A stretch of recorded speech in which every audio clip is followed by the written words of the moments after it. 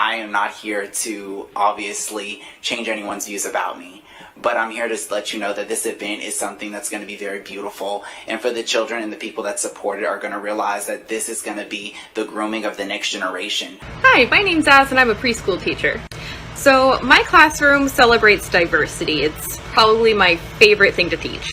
We usually use kids' books to talk about this kind of thing. Recently we started wearing pronoun pins, and the kids get to pick a new pronoun pin every day. We have some that pick like she, her every single day, and we have some that change it up. There won't be any more law against pedophilia. Many people don't have a clue that in 2012, the APA changed the wording for pedophile to mean a child-adult relationship, which is giving you that open door that they need.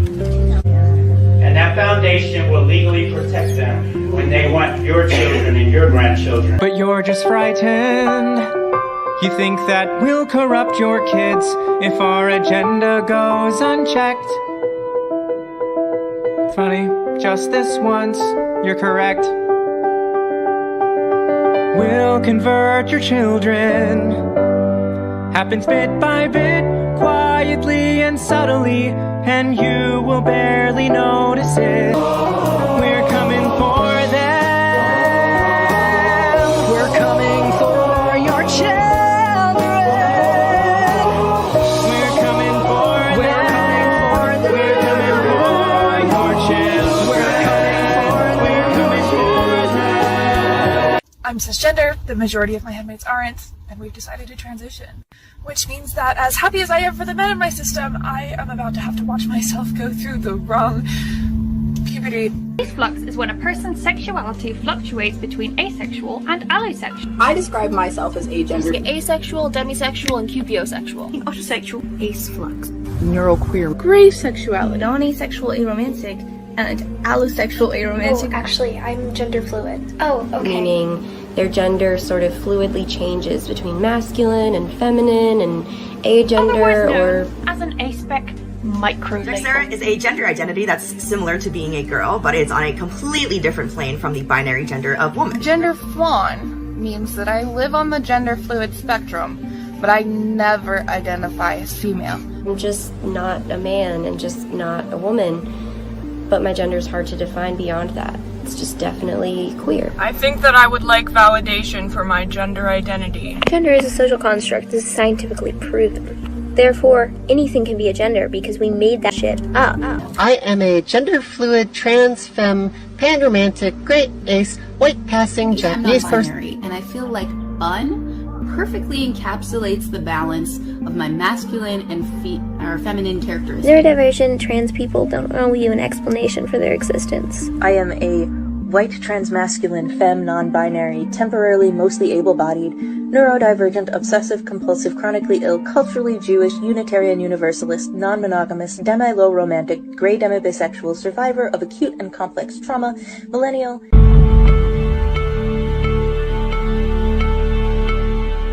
I'm dropping the he, and my new pronouns are they, them, theirs. Hi, my name's Jasper. I use they pronouns. Hi, my name is Liana. I use they demon pronouns. Do you see this person next to me?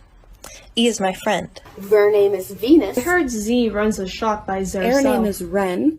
Z is gender fluid. Me went to the market with near friends who love and V also goes by they, them pronouns. Love that for Zen. It didn't have to dress itself up for my party, but it looks great, so I'm not mad. I just want to let Glint know that Thon is valid, that ver pronouns are valid. It should be really proud of itself for trying on these new pronouns. I know I'm proud of it. I love Demon very much, and I hope Demon loves Demon's self too. That forgot that's M&M's. It belongs to Frog. It's Frog's self. Gender fluid means my gender changes depending on the day or week, or even depending on the hour. I use she, they pronouns. I want you to use both of them interchangeably. So like in a sentence, you would say, she's so sweet and I like their hair. So you're using both pronouns to talk about that person. When people ask me what my pronouns are, and I'm like, yeah, they or she is fine. It's true. But when someone uses they for me, I feel like flooded with warmth. And when someone uses she for me, I'm like, I exist. I've been perceived. So, it's fine, especially if you're queer, but if you a straight person, I'm not a she to you. I don't abide by gender. And I'm like, I'm not actually non-binary. I'm making it up for attention. How do I know what pronouns to use for you and other gender fluid people? We all express them differently, but personally I express them through color-coded bracelet. This does not feel like making it up for attention. Now you're non-binary when you said last year you're transgendered? Well, yeah, at first I thought that was my only option. I didn't feel like the gender I was born with was my only gender.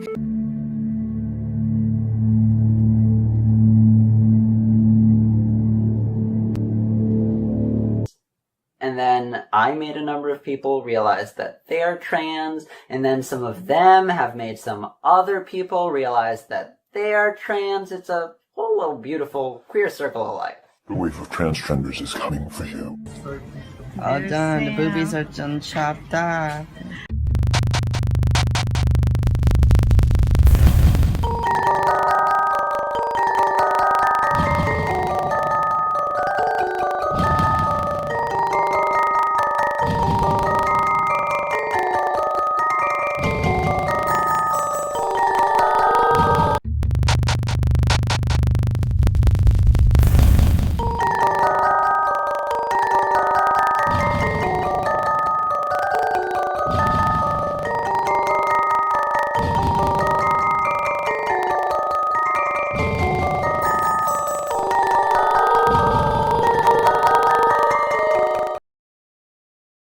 I'm really happy. Yeah. It's hard for me to look at it because this makes me so emotional. What is the perfect age to have top surgery? My youngest patient was 15. My 14-year-old identified very, very young. I have several patients that have elected not to have nipples. Or if they want nipples in the shape of a Christmas tree or the Star of David, we're happy to accommodate their needs. Whatever you want, we can do. Squares, diamonds, stars, rainbows, horseshoes. Option you could dream of. These surgeries are highly customizable. You can get or lose any body part that you need. Some people just get a new penis and nothing else. Like a completely different configuration. And you can pick and choose what parts you want to keep or change. That's short for nullification. And it's typically someone that was born male that doesn't identify with their penis, testicle, scrotum, and so they want that removed. Ethically, I think it's perfectly reasonable. Look, I'm not making any money out of this deal. If you view your phalloplasty as a Ferrari, we just built you from scratch. A fistula or a stricture repair, it's another surgery, it's another 2 weeks with a suprapubic tube, but it's like changing a tire out on your Ferrari. It doesn't mean you've totally screwed up. That ain't our real price, and that ain't either. That's our regular price. Our real price for something like this, except when we're feeling really...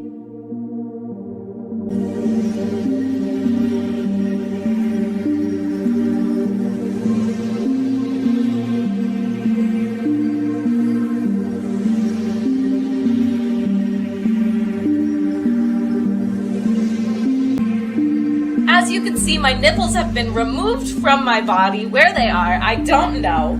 I am experiencing phantom nipple, or somebody has my nipples and they're pinching them and they won't let go. So if you have my nipples, just let go. It's enough. You can let go. Haha, very funny. I feel this endless nipple pinching that isn't there, and I don't know how to feel about it, what to do about it. I don't know if this is some sick game that somebody's playing. I will perform transorbital lobotomy on 10 patients within an hour. In the 1930s, a new brain surgery, like the one portrayed here in the movie Francis, was brought to the United States, the lobotomy. Only a little more dangerous than operating to remove an infected tooth. It was performed on mentally ill patients all over the country. Lobotomy gets them home. Hailed by the media as a miracle cure. Life magazine, the New York Times, Time magazine, they loved it. Lobotomy was felt to be mainstream science. It wins the Nobel Prize. But more than 40,000 surgeries later, the brutal truth about lobotomy would come to light. They were basically going in and mushing around brain tissue, and unfortunately, in many cases, leaving patients worse off.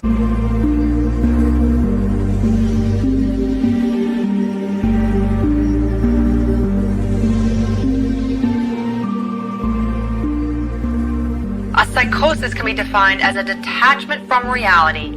In place of thoughts and beliefs that conform to the facts of the world, the psychotic becomes overrun by delusions, which are false beliefs considered to be true despite the existence of evidence that proves the contrary. A person is most susceptible to a psychotic break in adolescence or early adult life, an important time for the development of identity. Now, 1 year post-op, I'm still peeing out of several different orifices. So basically, when they did some testing after I had surgery, they realized I had a fistula between my urethra and my rectum. I had this colostomy done to fix the fistula, and they gave me this colostomy bag, aka I'm currently pooping into a bag. Like I said, I don't know what I was expecting, but it sure as hell wasn't this. I don't think people talk enough about how absolutely terrifying this surgery is. And I wish I hadn't done this. I just kept going, I want to go home. I want to go home. This was a mistake. I don't want to be here. Yeah, it was scary to think that I regretted what I had done. Because I put so much money and time and effort into this, and knowing it's irreversible and permanent, and there's no going back. I was on hormones, I was on testosterone for 4 years, which is why I have a deep voice. And I also had top surgery, which is basically a double mastectomy. And once that was done, I still felt like incomplete. Phalloplasty for me has been a very traumatic experience. It's made me very suicidal. It's made me very depressed. It's made me feel very incomplete. My body image issues actually got worse. How many of you feel that you were blindly affirmed? I didn't get enough pushback on transitioning. I went for 2 appointments, and after the second one, I had my letter to go get on cross-sex hormones. 2 visits? That's it? All 4 tell us they learned about transitioning on the internet, where there are transformation videos on YouTube, trans influencers, and forums. I started out as an ally, and then eventually, over just the course of a few weeks to a few months, maybe 2 months at most, I was already starting to identify as transgender. I had a few friends in high school. My best friend identified as trans. My other best friend identified as trans. One of my other very close friends identified as trans.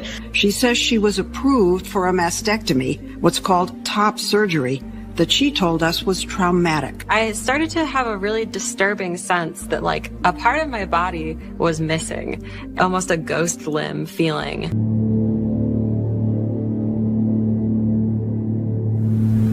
When you said, when I asked how you were doing, you said I'm upset just now. What was the most upsetting? You and the other 3 gender therapists I've seen are, in my opinion, harmful charlatans, effectively. Well, I'm very sorry that you feel this way. And I feel like I've been hurt by you and by the other gender therapists who have allowed me to stay on this path for over 2 years.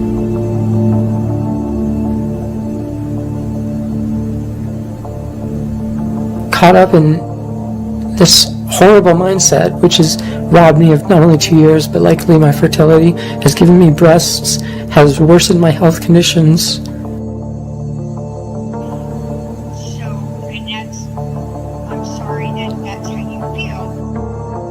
Well, it's just the truth. I mean, you've done nothing for me, except just allowed me to dance around in this delusion.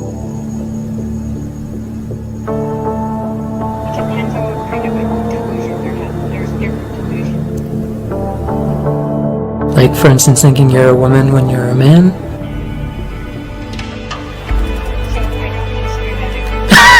How do you not consider that a delusion? I think that's heartless, honestly. Because I am delusional, and you're not going to help.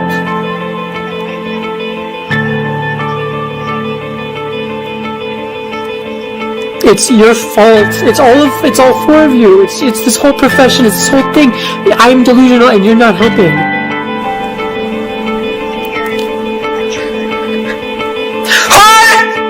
You think I'm hard?